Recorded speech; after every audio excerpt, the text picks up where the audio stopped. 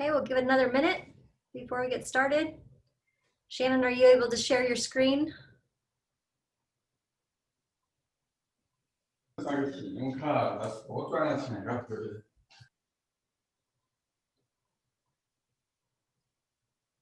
Okay,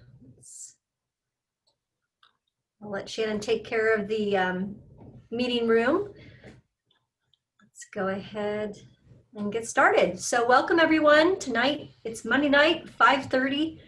We're into our fall sessions now, and we're going to start our series again where we're going to discuss over the next few months how to connect with more sellers and some best strategies and getting some more ideas on how you can improve that part of your business. Many of you on the call tonight, I know, have experience in listings, but this has been refreshed over the last few months with COVID. So we are going to do a little bit of review and also give you some fresh emails that you can maybe try at the end of the call, and go over some scripting, some helpful hints that you may be able to take with you tonight. So that's what's in store for the next 30 minutes. I don't think I'll have time to do role playing, which I highly recommend you partner with another broker or get a session with our regional sales manager, Candace, so that she can help you if you're struggling on what to say and maybe connecting in a personal way. She's happy to spend a few minutes with you and practice role playing with you.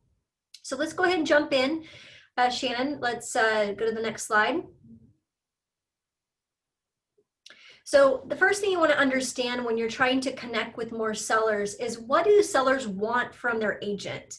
And this is according to a NAR study. And as much as we don't have, we're not NAR members, the majority of us, we still gather information, and the information that they provide on a national basis is still very relevant to how we conduct business. And one of the surveys that they conducted was, what do sellers really want, as far as a listing agent? And 28%, over 28%, is wanting us to find a buyer. So that marketing plan, or how we put it all together, is ultimately what they're looking for. So you'll notice that some of the scripts or some of the questioning is how we keep them in line with some of the NAR stats. 27%, they want to sell within a specific time. So you want to address your questioning or your interviewing process when you're talking with the seller about their time frame. You don't want to opt not to ask those types of questions. It all comes down to motivation and timeline, at least for over 27% of the people that you're talking to. 17% choose their agent because they want their home priced competitively, or they have done an excellent job with their pricing strategy, or how to convey that in their interviewing process. So 17% utilize an agent because of that skill set. 12% because the agent helped them, give them ideas on how they should fix up their property to sell it for more. And we have a wide array of contractors and architects and construction people, appraisers.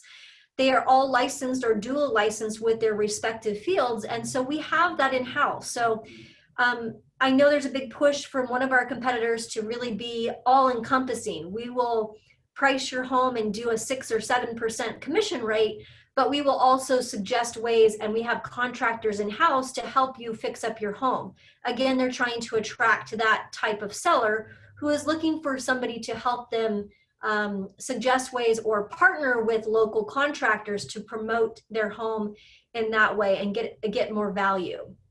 7% need help with their paperwork. Many of you as real estate agents also need help with your paperwork, but there's a small percentage that really just want somebody to help them with their paperwork, walk them through the inspections and the closing. This might be your for sale by owners. This might be people that you talk to that may be off market, but there is a percentage of people or sellers who are just wanting to have assistance with the paperwork. And then 5% are wanting them to negotiate and deal with buyers. So again, that's kind of a vague answer. I don't know if it's just the way that the NAR survey was set up. I would find that that would be typically a lot higher, but overall, they're looking for buyers. They're wanting the right buyers, and they're wanting more money for their home. So as you kind of look at what sellers want from their agent, then you want to kind of find out who is that seller and how can I tailor my presentation or tailor my scripting around the type of agent that people are looking for. So let's go to the next slide, Shan.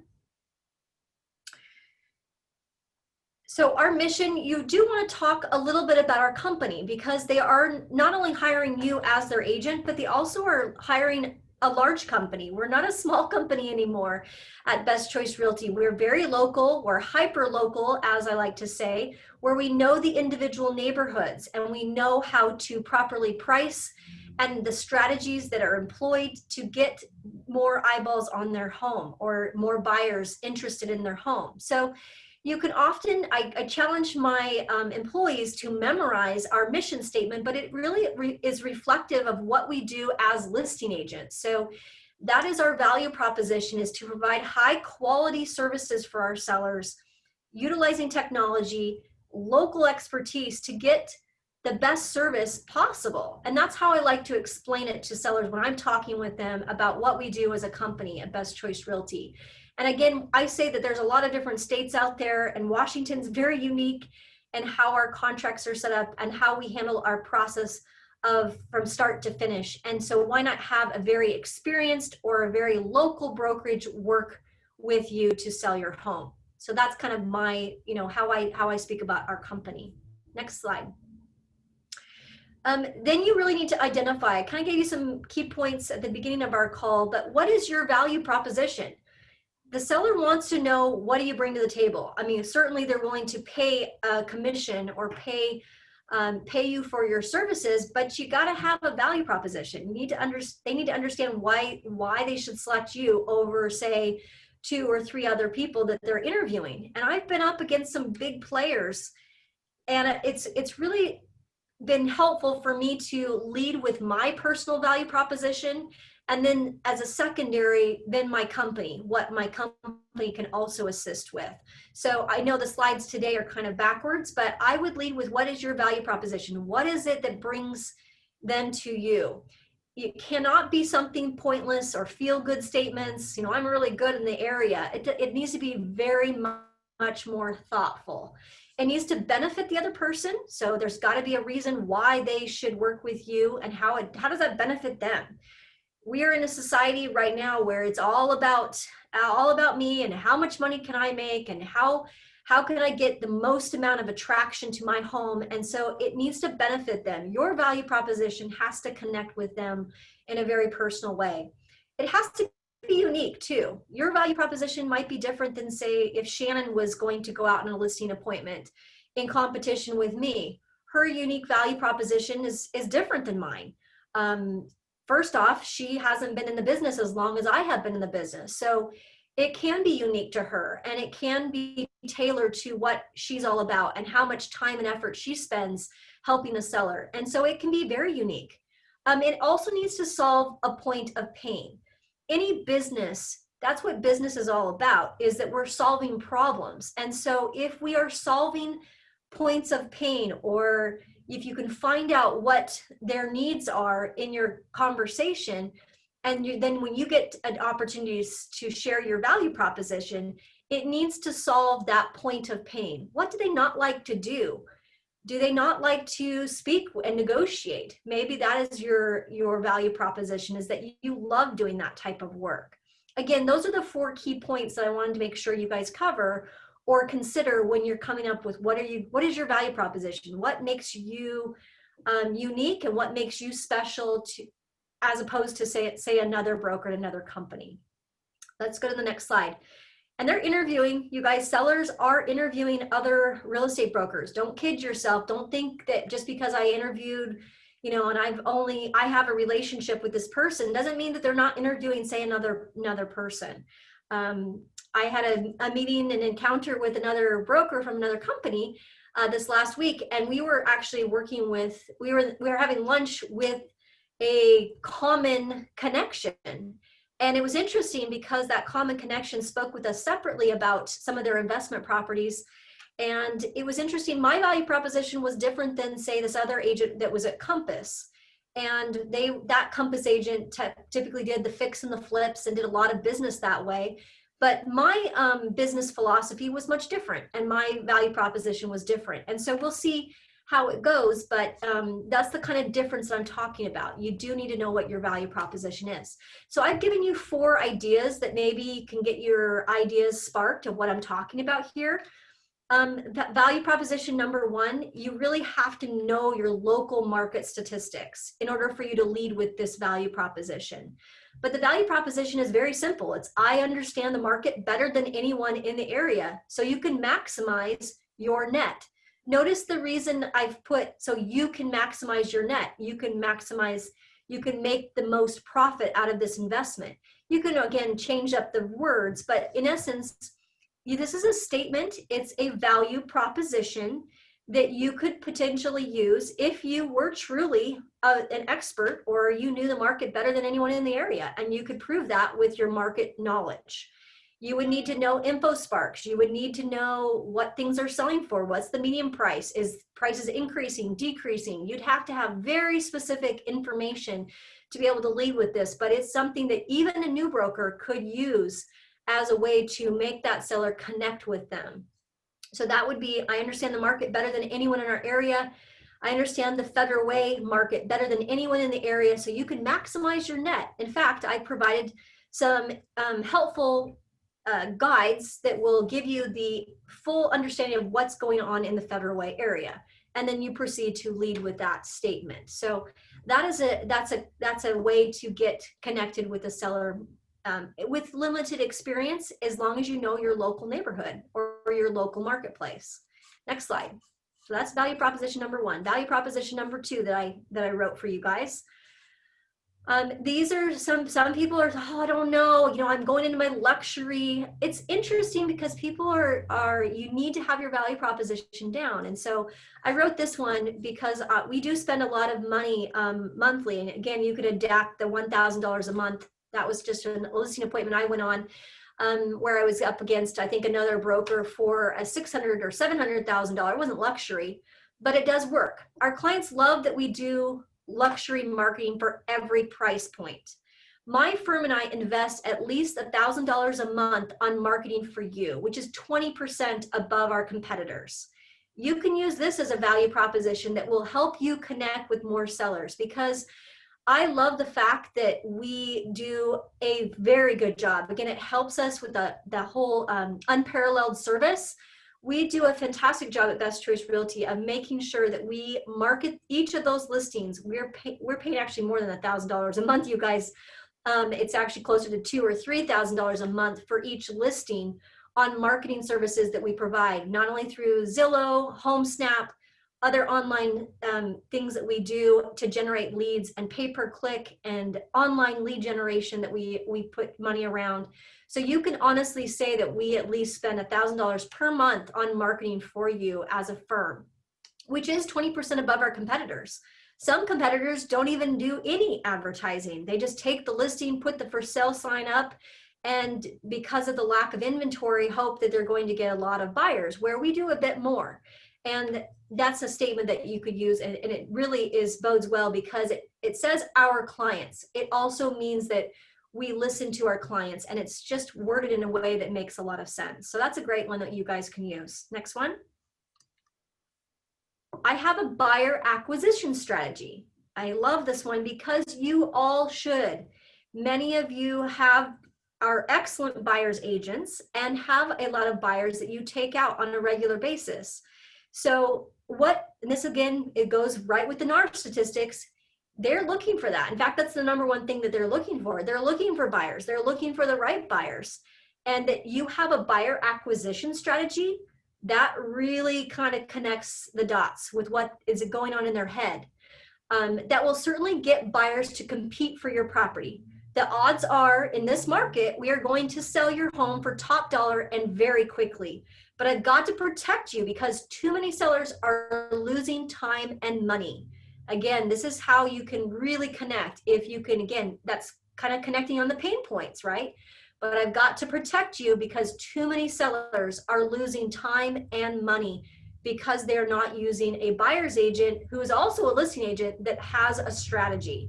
This value proposition has been ideal, especially if you don't have a lot of experience as being a listing agent. You can segue yourself as we have. You could change it to, instead of I, you could say we, but I think you guys have a buyer acquisition strategy because you know how to work with buyers. You know what they're looking for. You know what type of home that they tour. You see the weaknesses in some of your competitors' listings, and you are able to create that strategy for that potential seller. So you honestly can say value proposition number 3, even if you're new to being a listing agent. But I've got to protect you because too many sellers are losing time and money by using the wrong brokerage or using a brokerage that doesn't employ a strategy. Okay, next one. The 4th one, this is my last one, and then you guys will have to come up with your own. I work hard for all of my clients from start to finish, so there's less hassle for you. Since I also help buyers, I know what buyers want. I work with you to prepare your property so you'll attract a wider audience of buyers. Or I'll work with you to, utilize a stager. I'll explain what that looks like as well. But there's 10 questions that you can provide them that will help them in preparing their property. And we have many supplements that you can utilize if you are struggling. What top 10 questions should I send these people? We have that all ready to go that we ask our sellers. And I work hard for all my clients from start to finish. I think that shows work ethic.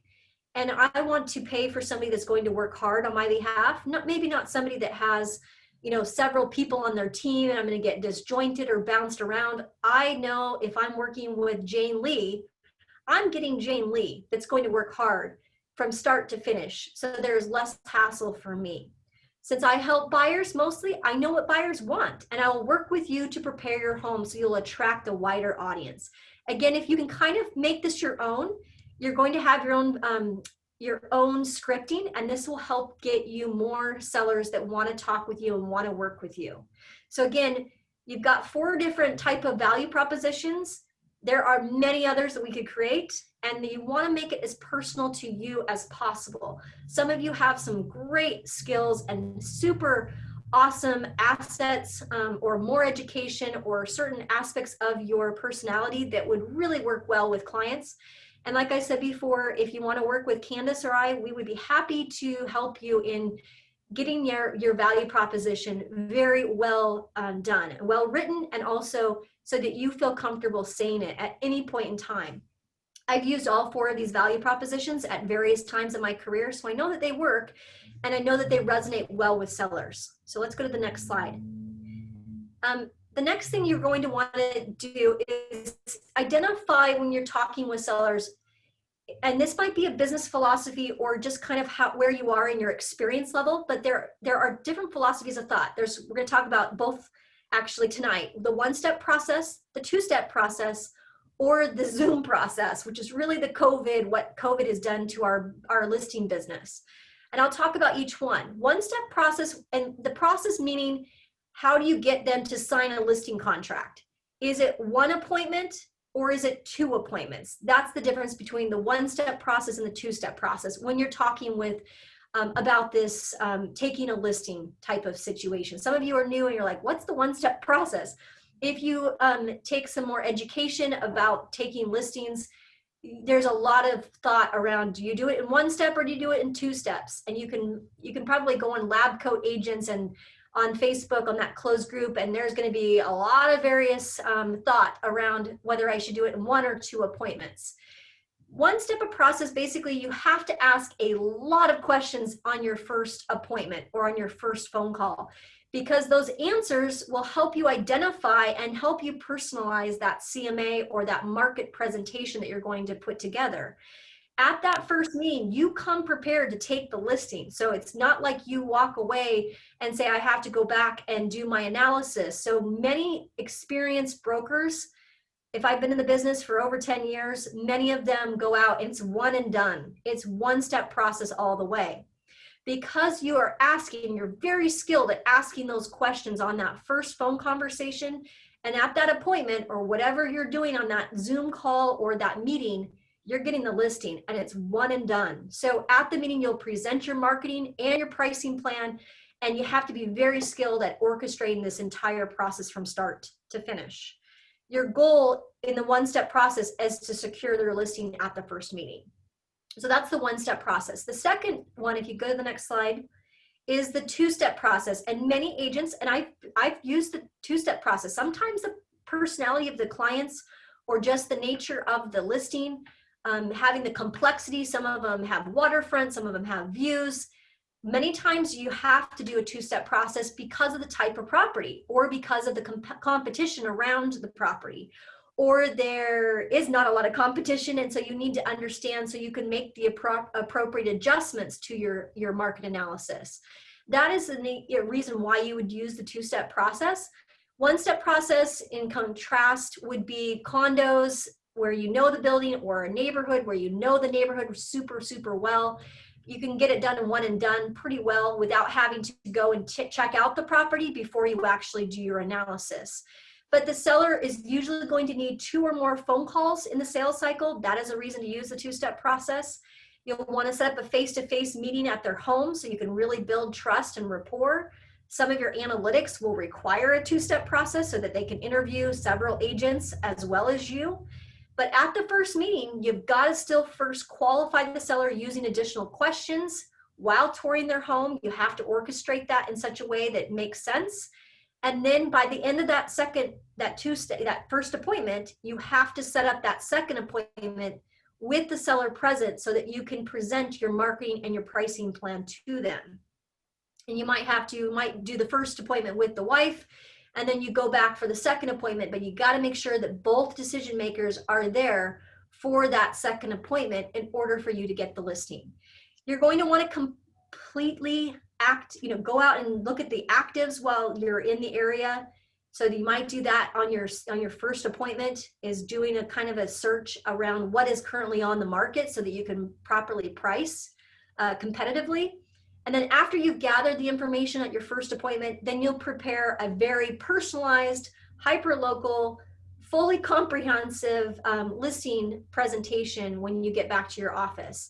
But just make sure you set that second appointment. A lot of people waste a lot of time by doing the two-step process, and they forget the most important point, which is you got to set that second appointment with the seller present and make that marketing and pricing plan really robust.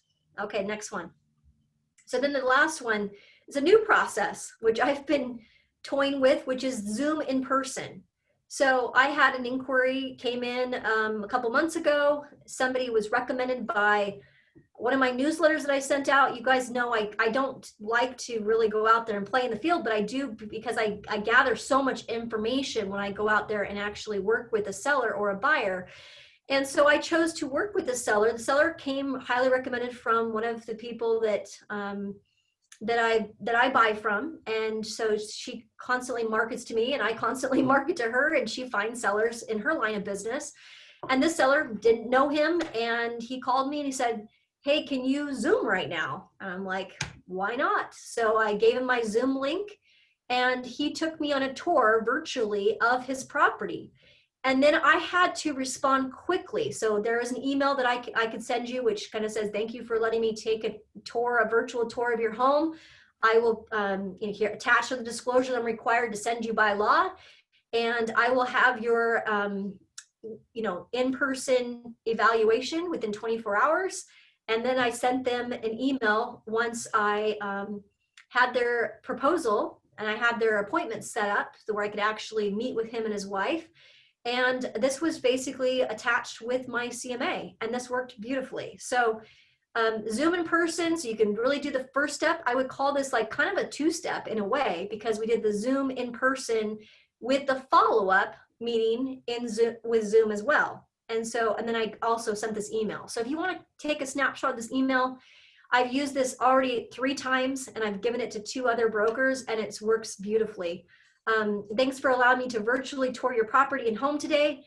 After researching the listing when you bought it, again, you want to compliment them. This works really well. I saw how much work you have really done, and all I can say is, wow, great job.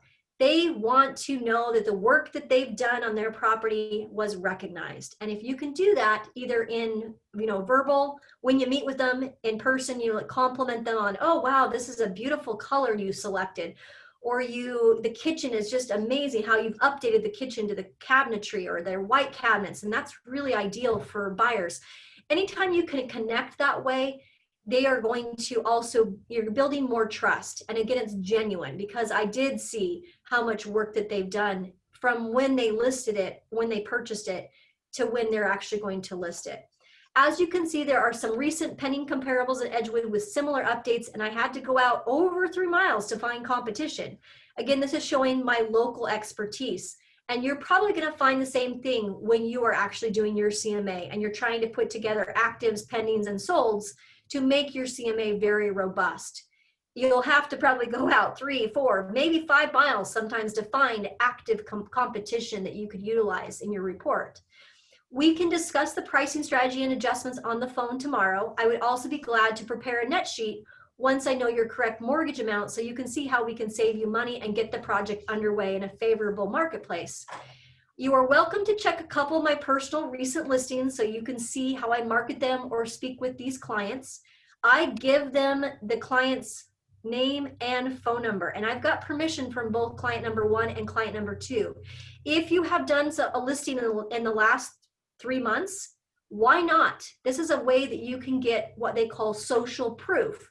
So a seller that's looking to hire you knows that that somebody else trusted you with their sale of their home, and they have the ability to contact them at their will and see samples of what you did to sell their home. And I put a copy of their video or their photography shoot or something that I did that they can actually take a look at. It's like kind of like sharing your portfolio with somebody, but also giving them a way to contact a recommendation so that they can check your references. That's kind of in essence what this does in that paragraph.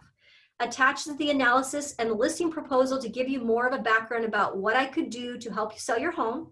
As the owner of Best Choice Realty, I have the experience, the local knowledge, and the time to assist you with this listing. There's my value proposition.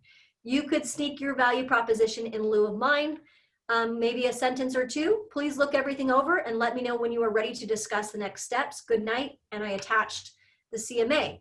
Now, in every training that I've ever been in, that I've also been said, hey, Rochelle, don't give people a copy of your work. They won't utilize your services. I would say that with kind of an edge. We're in COVID time still, where people are still resistant to have you come out and interview or have a lot of people come through their home. You're going to have to be smart about how you give somebody your work. I built enough trust and enough rapport on the phone and by email that I knew I had a shot at this listing. So again, be careful what you provide them as an attachment. You want to have that face-to-face as much as possible in order to close or to obtain the listing agreement signed. So let's go to the next slide, Shannon. I think I'm almost out of time.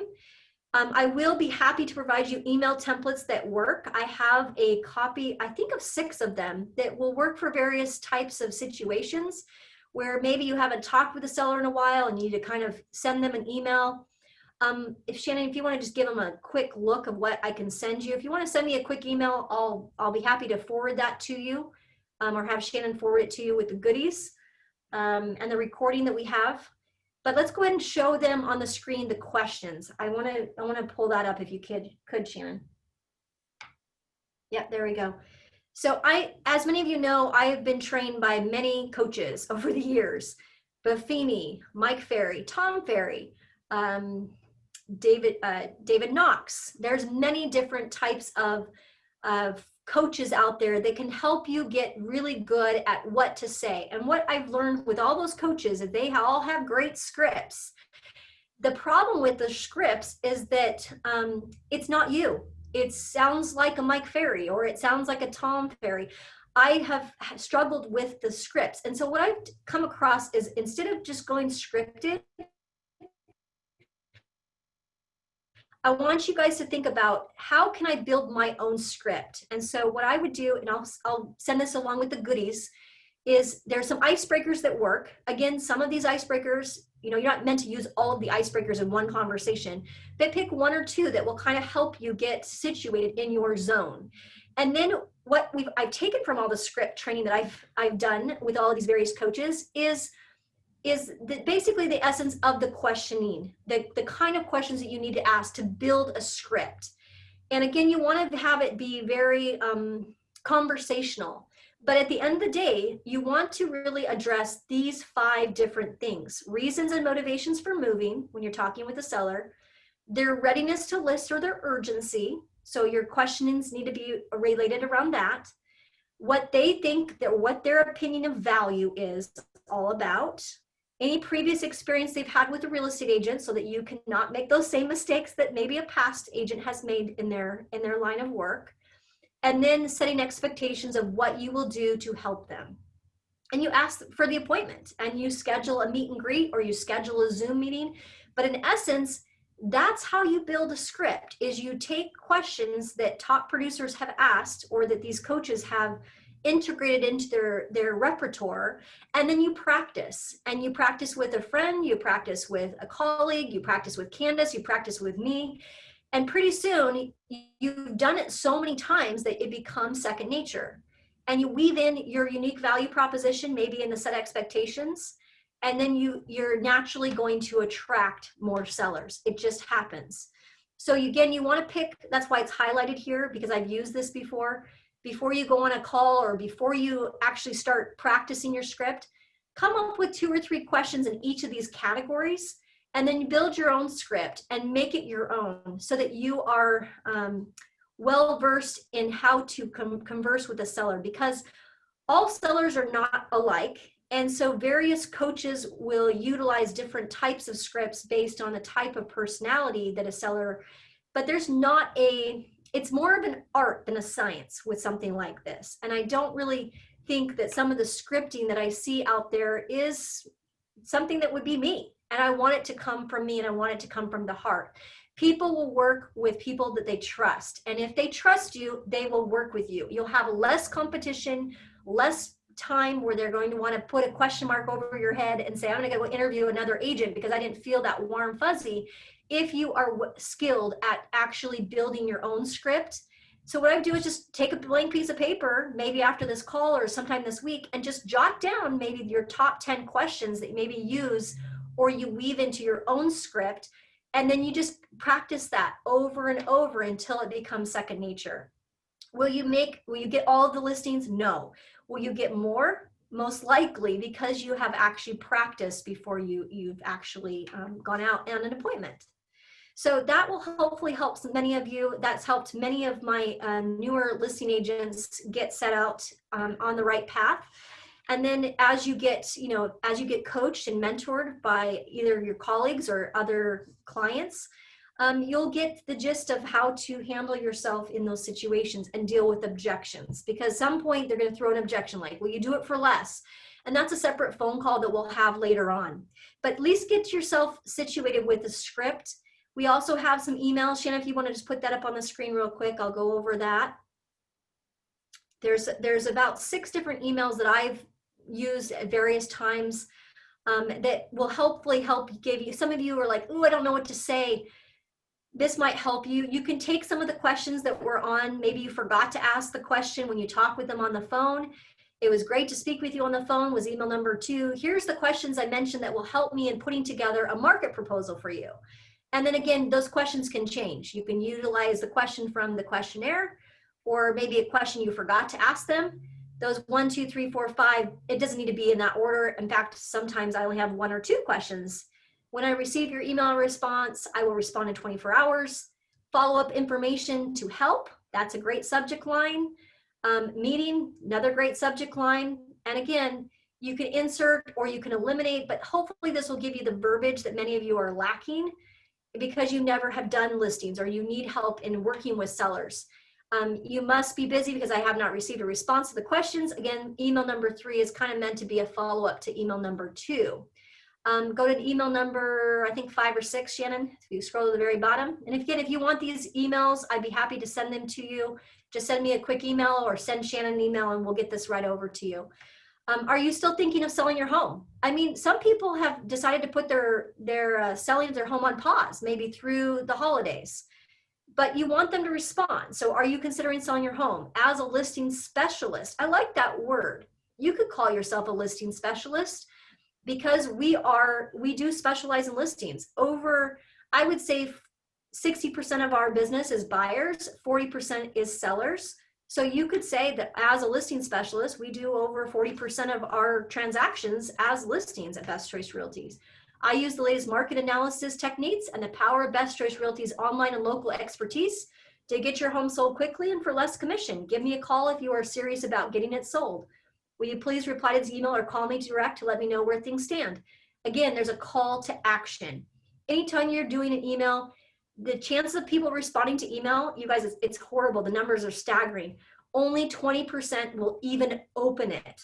So again, you have to be creative and you have to be good on the phone and you have to be good with text, and hopefully maybe you get some takeaways tonight, which will get you questions or scripts that you can maybe weave into your own repertoire. I think that's all I had. If there were any questions, I'd be happy to take a few questions, and Shannon has recorded this, so we'll go ahead and post this on our YouTube channel, and I'm happy to provide the scripts or the emails to you so that you can start building your own. But I'll go ahead and open up the call if you have questions. Shannon, chat if you want to chat, or open up *6 to unmute your line. Shannon, was there any questions that you had, or did something I didn't cover? No, all that looks good, and we should be able to send that out to everybody. Once it's recorded, we'll send you the link to the recording and all the goodies that Rochelle mentioned on the call. Okay, fantastic. All right, and have a great week, you guys. This is oh, don't forget too, the contest, it starts on October 1st. It's super easy to jump in. So if you have not signed up, even if you're new to the business, anything you do, like prospecting wise, like say I went and called 5 people, that's an entry into the contest. So the more work you do on a daily, weekly basis in the month of October will get you more entries into the contest. So so go ahead and sign up if you haven't, so I know that you're playing. And then the reward is actually going to be really fun. So I know it takes a lot of effort to put out an annual mailing to your client base. So that's the reward. And you get to work closely with our graphic designer.